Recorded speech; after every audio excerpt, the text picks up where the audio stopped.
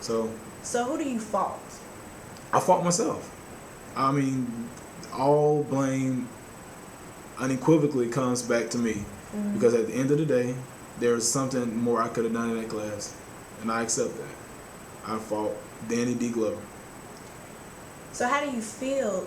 This is something that I could tell just by reporting the stories, that you wanted this position. This was something that you had prepared yourself for 3 years to get, and people wanted you to run for president, but there was some complications there. But we knew that you deserved this position. So how do you feel? Do you feel let down? Do you feel?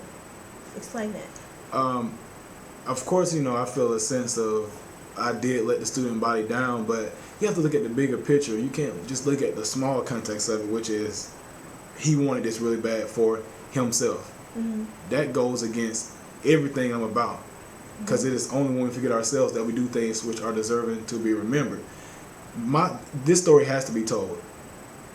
You have a prominent figure on campus, a figure who is looked by many as can't do any wrong. He's academically sound, but yet I'm not.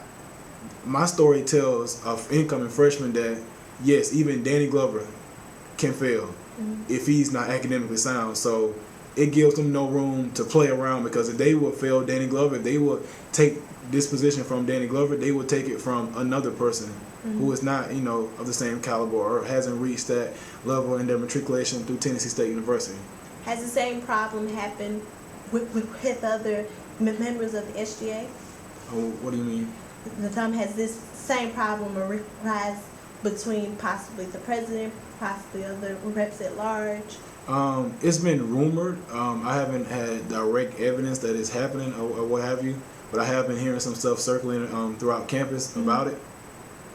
So with your connections, because I'm still a bit confused, you have made such an influence on this campus. Being a freshman last year, I truly saw the type of momentum and the passion that you have for TSU. Is there not anything that President Johnson can't do, that Vice President Freeman can't do to allow the most person that deserves this position?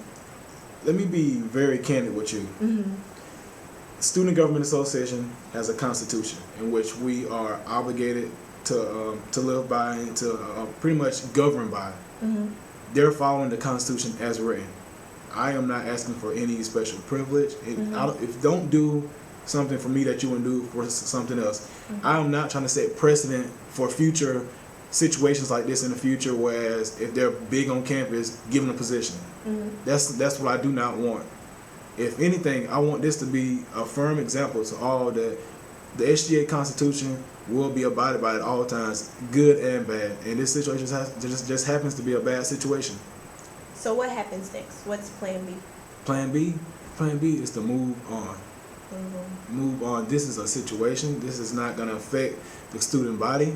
This is not going to affect anything that I have planned for the university. My whole thing was to change the culture. The culture is going to change, and this is helping me change the culture.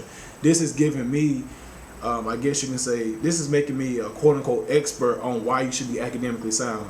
My story can now be told throughout the university campus. My story can be told to freshmen. My story can be told to incoming people. When you don't stay on your grades, when you don't put 100% in the classroom, good things will not come about.